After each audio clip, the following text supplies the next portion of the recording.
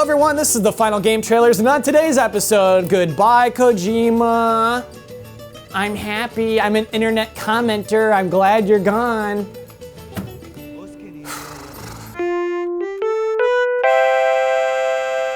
Welcome to the show, I am Kyle GameTrailers, and I'm feeling much better this week. Last week, if you missed the episode, I performed while very sick, very unwell, which is why we're introducing a new segment for this week's episode called What We Learned Last Week.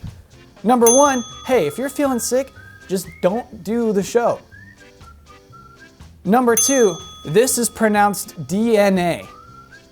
Number three, Nintendo is in fact developing those mobile games. Number four, Tom Bissell, Mike Bithell, Dave Bickle, Mark Bishel, Greg Bimmel, Molk Bibble.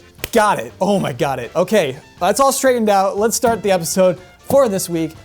Big hubbub last week. Oh my gosh, what happened last week? How do I even introduce this to you if you're not familiar with what happened? Konami, just a legendary video game developer, had already said, hey, we're gonna do some restructuring. I guess we had a little bit of warning. And restructuring is not bad news. Everybody restructures, that's okay, that's just a natural part of business. However, suddenly, boom, the headlines hit. Hideo Kojima no longer has any executive position at Konami as of April 1st, 2015. Kojima Productions Los Angeles has been renamed Konami Productions Los Angeles. Hideo Kojima is no longer a Konami employee. He and his studio have become contracted employees. Kojima rumored to be leaving Konami in the new year. Hideo Kojima and Kojima Productions have been removed from all Metal Gear Solid 5 marketing materials. Just hit after hit after hit. Something happened, something went down. No one can talk about it because of non-disclosure agreements. There's a press release afterward that says, hey everyone, listen up. Everything's fine. We're gonna work together. We're still gonna make this game. So don't worry, that little video game you all play won't be affected at all. I was like, wait, that doesn't make us feel better. What happened to you two? And so obviously I'm very upset about this. Obviously I can't guess too much what happened between the two parties. What I want to do today, instead of just being upset about this, is to try to figure out this story. The story of Hideo Kojima, the director who flew too close to the sun. There are 0 video game directors who have the status of Hideo Kojima. There's no one else with that status who is directing a video game. That's pretty crazy. That will cease to exist as of April 1st. When Metal Gear Solid 5 comes out, no one will ever have that status. That's pretty crazy. There are plenty of smaller games that have directors like, oh, this is my game, my name is Jonathan Blow, and this is my game. However, like a AAA game, a game that is that expensive with one person's name attached, probably won't happen for a very long time. That was it, that was our shot, it's gone. And I've seen a lot of people shrug their shoulders and say, who cares? Brandon Jones says, who cares? Who cares if they took him off the box? Why should one person take credit for the work of hundreds of people? My answer to that, as always, is that person should get credit because that is the one person who is willing to take responsibility for this project. Brandon, I've heard what you had to say about this. You know, we're not getting into this again. Maybe we'll talk about this later. It's very distracting to have you here. Like, somebody should take the responsibility for a game. You need that. You need someone to say, hey, this is great. Hey, this is not good. You need to redo this or I will fire you. You need that person. Like Valve. Good job putting everyone's name at the credits. Good job just having a list of names in alphabetical order, like you're all equal. However, that is not true, you're not all equal. And this might sound crazy, but I think that philosophy of just like, hey, we're all equals here, I think that's the reason why Half-Life 2 Episode 3 will never come out. I think that this whole nobody's responsible is the reason why that game will never appear. Who's responsible for that? No one. I'm making a documentary. What do you do? I do Dota 2. What do you do? I just hang out and play with VR. Get in the credits, bro. It's like, that is what that company does right now. Oh boy. And the thing is, if you think of, right now, in your brain, think of franchises, video game franchises that you could play on your NES that are still relevant today, still relevant and going. Try to think of some. I think Nintendo has Mario, has Zelda, has Kirby, actually. I think we can count Metroid. It's been a while for Metroid. Just very few franchises. Maybe we can count Tetris. That was on the NES. You can, from Square Enix, you could definitely count Final Fantasy. You could definitely count Dragon Quest. And from Konami, you had Castlevania. I'm not sure if that's alive or not. And you have Metal Gear. The difference, I mean, it's not even a lot of games. The difference between Metal Gear and all those other franchises is that there has been one person behind each of those games. Don't count Metal Gear 2 on NES, that doesn't count, you know that doesn't count. But this one person has been in charge of each and every single one of those games from the 80s to today, still relevant. No one else does that.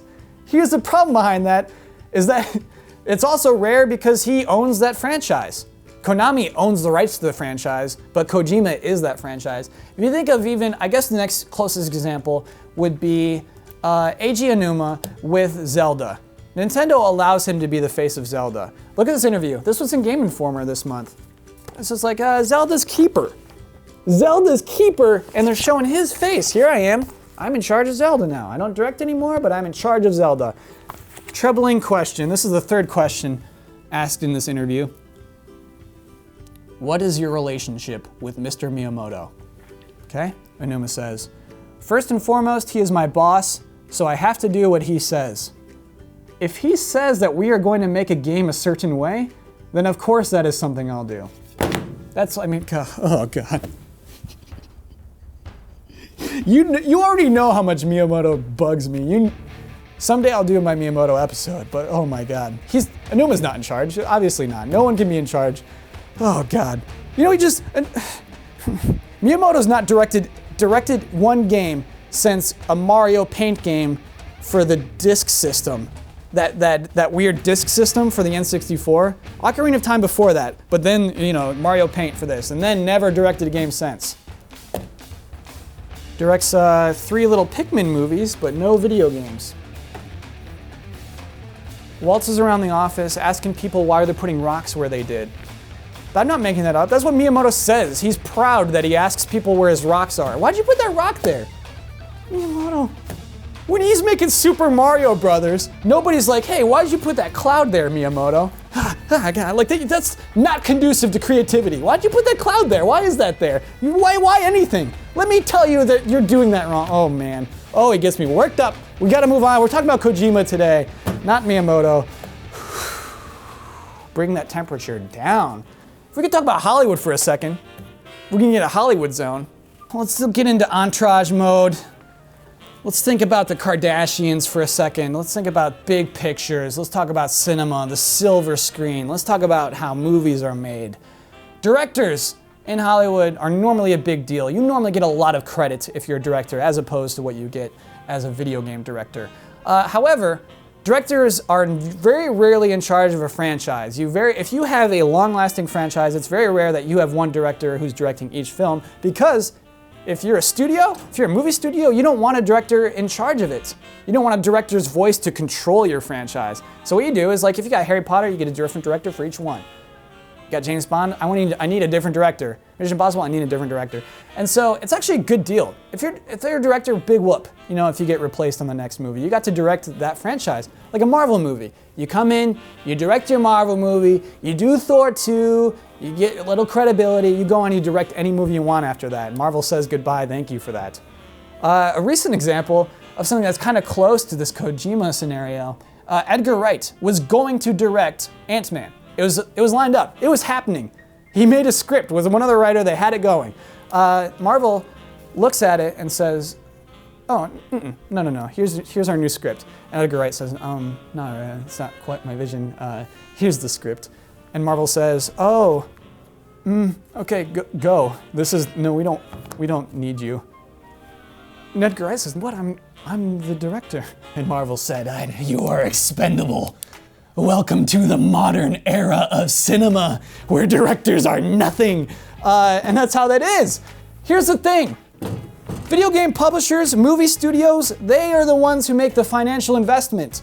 Directors, yeah, they are the people who are creative and are actually making money for the studios, but they're not putting the money down. And so that's why the people with that money get to make those decisions. They get to take you off the box if they so choose. I think that taking Kojima off this box is a bad decision, though. It's a spiteful decision. I think here, taking Kojima's name off the box is like, it's obvious Konami wants it. They have one huge franchise left, maybe Winning 11. I don't know if that counts. They have one huge franchise left and someone else's name on it, that's like, nuh-uh, this is our franchise. We want this. They have every right to do that.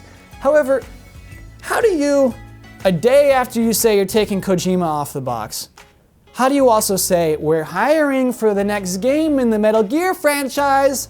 Send us your applications, everybody. How do you do that? That's not only like immediately spiteful and disrespectful, that is also bad marketing, like straight up bad marketing. You just said Metal Gear Solid 5 is not coming out till September, but we're making a new one already.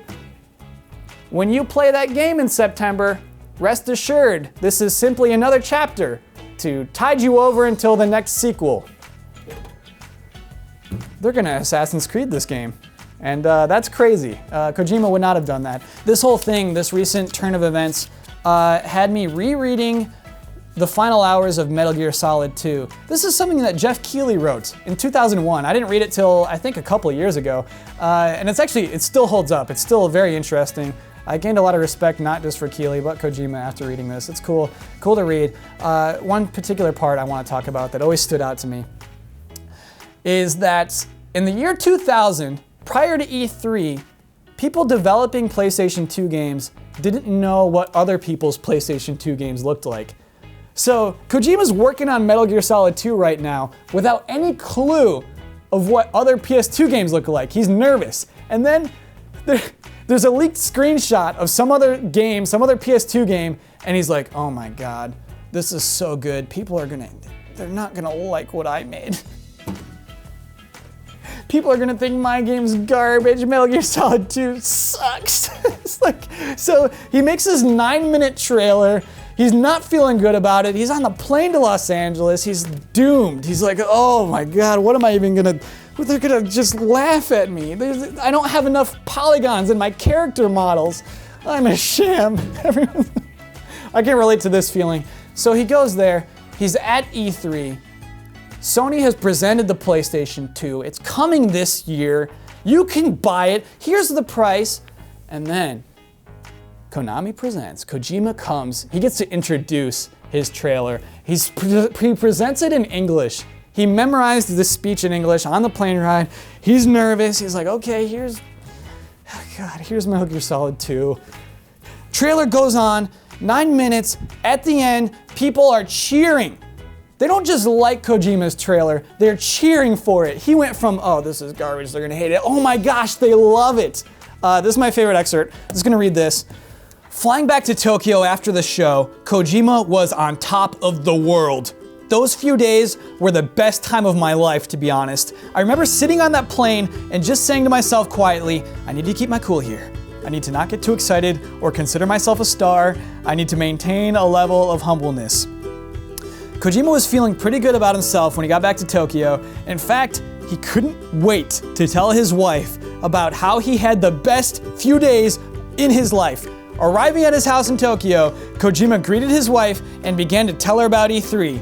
I told her about how great everything went, and she just sort of said, oh, really? That's nice. He recalls with a laugh. It was really sad because I couldn't even begin to share my true level of excitement with her. I really wish she would have been there to see the reactions at E3.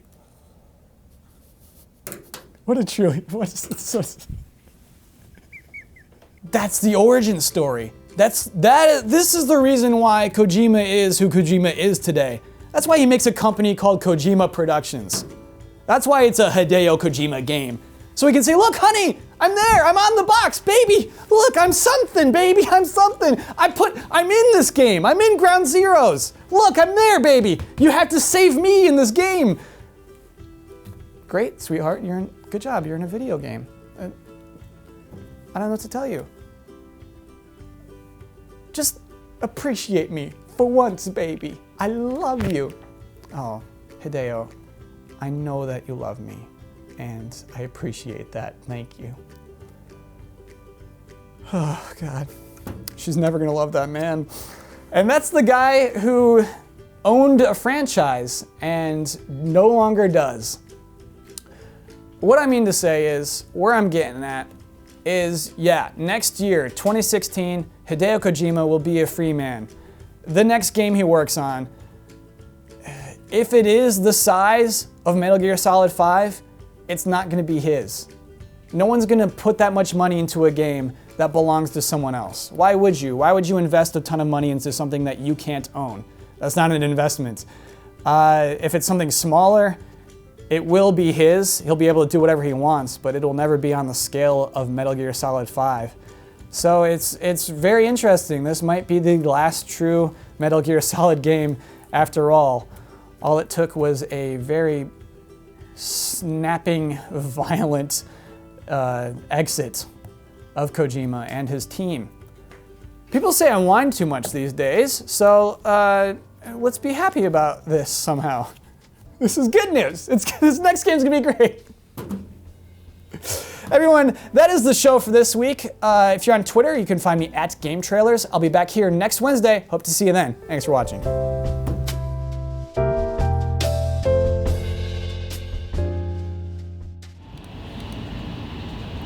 Hey, how you doing? Hello, Mr. Miyamoto. Why'd you put that rock there? I don't know, I just put it there. Well, you were wrong. The rock goes here. Why? Oh, 'cause that's more fun. You know, Miyamoto knows fun. That's why I made those 2 dumb demos about robots that nobody liked at E3. But you just said that nobody liked. Yeah, you know, simple person, you have to understand that everyone's wrong. I'm right. Super Mario Galaxy 1 is a disappointment. Miyamoto, king of fun. Hello there, what are you working on? Dark Souls? That man should keep making our business decisions.